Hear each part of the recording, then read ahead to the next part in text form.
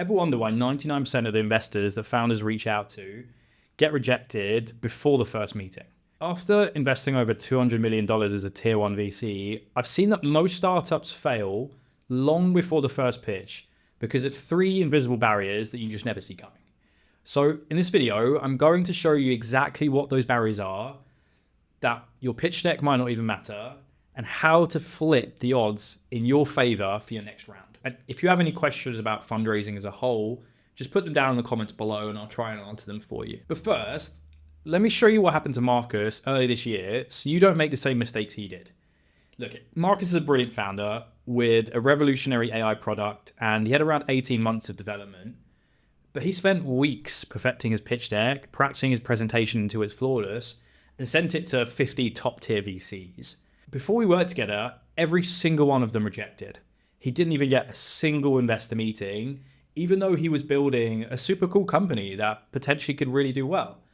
So when Marcus came to me, he called me frustrated and said things such as, "Some don't even look at my deck. How can they reject something they haven't even seen? All I need to do is speak to them and they'll invest into me." And the thing is, that's when I had to give him the hard truth. Saying stuff like, "Marcus, you were rejected before you hit send. Your deck never mattered for your fundraise because you didn't do the necessary work needed." And that's because Marcus wasn't rejected because his idea was bad or his pitch was weak. They didn't even see this. He was rejected because he never understood the hidden barriers that determine whether investors even pay attention.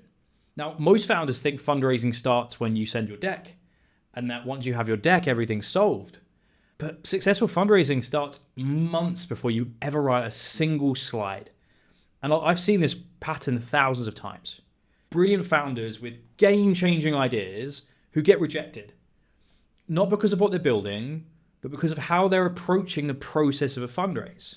So the first hidden barrier stopping you from fundraising is super important, because without it, you'll never get the meetings you need anyway.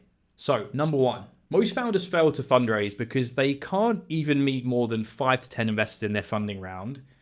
And you can't raise if no one is even meeting you. That happened to me. Think about it like this. Imagine you're trying to get into an exclusive nightclub. There's a massive line of people waiting outside, all hoping the bouncer will let them in.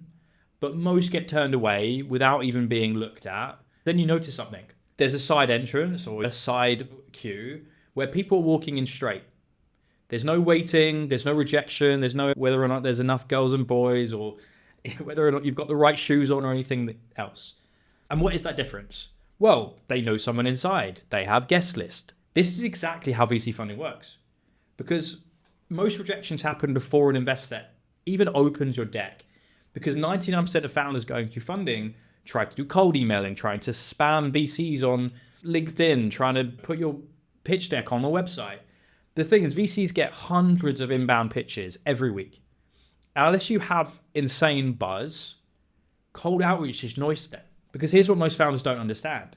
Investors are always, this will never change, investors prioritize deals that come through people they trust. And it's not about favoritism. It's really about signal filtering. When someone they respect forwards your deck and says, "Hey, I think this founder is great," it immediately moves them from the "this is noise" pile to "this is great signal and trust that I think this is going to be successful." And when someone comes in via the website or cold, the only signal investing has of you is, why can't this founder find a connection into me? What's wrong with this founder? So you fail before you even start because you can't even get either a meeting or enough meetings with investors to make you raise. And that's why warm intros is the first hidden thing the founders just don't focus enough on. Because this isn't a nice to have, but it has to be a core part of your raise. There's something you need to spend the most time on. You need to solve this before you start even looking at your pitch deck. But how do you actually get these warm introductions then? You need to start building out your connector map 2 to 3 months before your raise.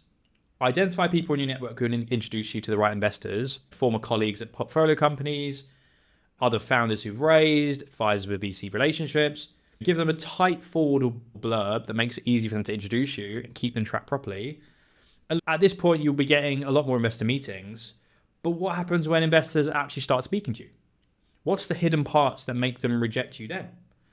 And that's what brings us on to point 2, which most founders miss out on, and is a big reason why investors just can't ever really get interested by what you're doing and love you in the same way that they can for other founders. Number 2, I want you to think about the last time you bought something expensive that you've been considering for months. What finally made you pull the trigger? If you want to put it into the comments below. It was probably a deadline, a sale ending, maybe limited availability, or a life change that made waiting impossible for you. And the crux of getting investment or raising money for your startup is it's a very, very high ticket sale. So it's the same for investors. Even if they like your idea in the same way that you may like a product, they need a reason to believe that this is the moment to back it. And if they don't invest now, they will miss the opportunity of a lifetime to back a founder of the lifetime. And they'll be looking back in 5 years from now saying, oh, why did I not invest into that founder? What was wrong with me? So if you've had investor meetings before, you've probably had this all the time. Stuff like, you're too early, come back with more traction. We're not interested right now. Yet they invest into all of those companies before that have less traction than you, that aren't early than what you're doing, etc., etc. And that's because you failed to show investors deeply why now is the perfect time for you to be massive. Will grow eventually doesn't cut it in today's market. You have to point to a crystal clear catalyst that makes right now the perfect time to strike, both in terms of the market and also where you are in the business. Because without this urgency, your pitch feels like it could wait until next year. And in VC timings, next year often means never, and they're just going to keep pushing the can down the road. But how do you identify and articulate that why now moment? Well, you need to find your catalyst. You need to ask yourself, what happened now that didn't exist 12 months ago? Maybe it's new AI capabilities that's just become accessible. Maybe it's a regulatory change that opened your market. Maybe it's a consumer behavior shift accelerated by recent events. Whatever it is, make it the centerpiece of your narrative and always make sure investors know that it's there. And that's what brings us on to number 3, and a really important aspect to make sure that you're fundraising correctly and understanding the hidden motivations for why investors may invest into you. Number 3.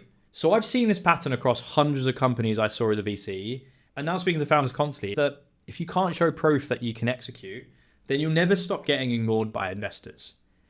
Imagine someone approaches you asking to borrow $100,000 to start a restaurant. They have no cooking experience, no restaurant experience, no customers lined up, and no real prototype dishes to try. Would you lend them money based on their passion for food? Of course you wouldn't. You'd want to see some proof that they can actually execute. And I'm not just talking about revenue here, I'm talking about something they've done to show it. And this is exactly how investors think about early stage startups. At the end of the day, ideas are cheap. Execution is everything. So if you come in with nothing but a vision, no customers, no pilots, no partnerships, no waitlist, no actual product or MVP, you just look like risk with no reward. And unless you're Mark Zuckerberg, you're just not going to be able to get the investment you need. No investor is going to invest into you. Now, the thing is, I'm not trying to say that you need $1 million in revenue. The $50 million I've helped founders raise this year, most of them were pre-revenue. But the thing is, you do need signals. Whatever it is, a working prototype, signed letters of intent, a wait list of 100,000 people, pilot customers giving feedback, something to show how your unique insights and why you're different. You need something that proves momentum, and the work you've done so far is actually going to make you successful. But how do you build this proof of execution before you actually have funding? How do you get past that chicken and the egg problem? Well, you need to do something to prove momentum before you actually ask for money. I just helped Charlie raise $5 million pre-launch. And a big part of that is he was able to get a 100,000 person waitlist for his launch. So the goal isn't perfection, but it's proof that you can turn vision into reality and show investors that you can execute on your business. So back to Marcus.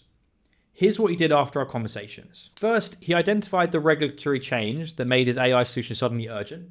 So these were new laws that created massive headaches for his target market, with his solution being the way to actually solve it. And it was the only way that they could. And all of his customers were getting really scared. Then he spent a month building proof of execution by signing 3 pilot agreements with enterprise customers who were desperate for his solution. Finally, instead of sending more cold emails, he leveraged those pilot customers to get warm introductions to the VCs who had invested in their companies. And the result, he raised $2.3 million in the next funding round, purely because he took a step back and understood the hidden reasons for why founders don't get the funding they need and focused on solving them. And the truth is, fundraising isn't about having a perfect pitch deck. It's about removing the invisible barriers that prevent investors from even considering you. This is what I want you to do. Identify and articulate why now, create proof points that show you can execute, and build your warm introduction network 2 to 3 months before you raise. And if you can do that, that's the best way in which you can actually fundraise. So look, today you learned why most startups get rejected before they ever pitch. You learned the 3 invisible barriers that determine fundraising success and exactly how to overcome each one. But there's one specific technique for turning these insights into investor meetings that's so effective, it can transform your entire fundraising timeline. So if you want to learn that advanced strategy, check out my next video where I show you the exact system that's helped founders raise over $250 million.